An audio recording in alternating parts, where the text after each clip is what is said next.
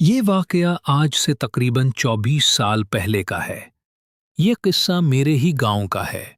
मेरा गांव बहार में है। इन दिनों गांव में बिजली नहीं थी। शाम ढलते ही सारा गांव सन्नाटे में डूब जाता था।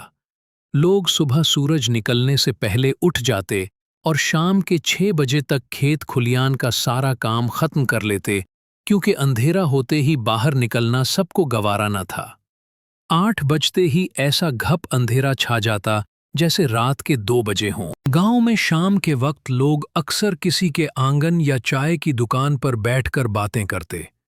एक ऐसी ही शाम सबके दरमियान भूत, प्रीत और चुड़ैलों का जिक्र छिड़ गया। अरे, मुझसे तो एक चुड़ैल भी टकराई थी। रामधनी बोला। कैसे भागी? पांव उल्टे थे क्या? किसी ने पूछा। हाँ, उल्टे ही तो थे। रामधनी ने हिचकचाते हुए कहा।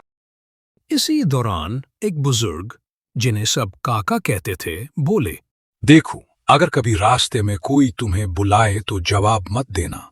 वो अपनी आवाज में नहीं बुलाते, बल्कि तुम्हारे किसी जाने पहचाने की आवाज में पुकारेंगे।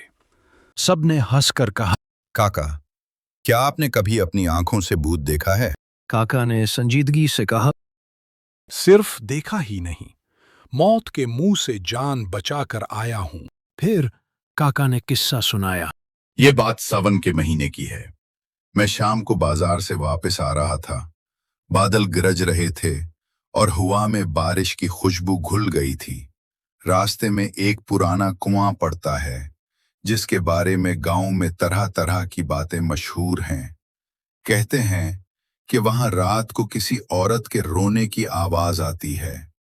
बारिश अचानक तेज हो गई तो मैं कुएं के पास बने एक छोटे से शेड में खड़ा हो गया। बिजली की चमक में मैंने देखा, कुएं के दहाने पर कोई झुककर पानी देख रहा था। उसका लंबा सा भीगा हुआ बाल चेहरे पर चिपक रहा था और वो धीरे धीरे एक लोरी गुनगुना रही थी। आवाज इतनी ठंडी और उदास थी कि मेरे रोंगटे खड़े हो गए।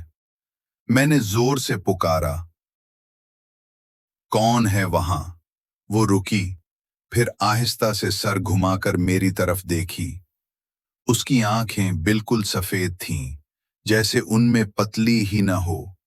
बारिश के शोर में मैंने साफ सुना, मेरे बच्चे को देखा है, वो इसी कुएं में खेल रहा था। ये कहकर वो धीरे धीरे कुएं की तरफ झुक गई और दोबारा गंगनाने लगी। मैं पीछे हटते हटते तेज कदमों से वहां से निकल आया, लेकिन इस लोरी की आवाज बारिश के शोर में भी मेरे कानों में गूंजती रही।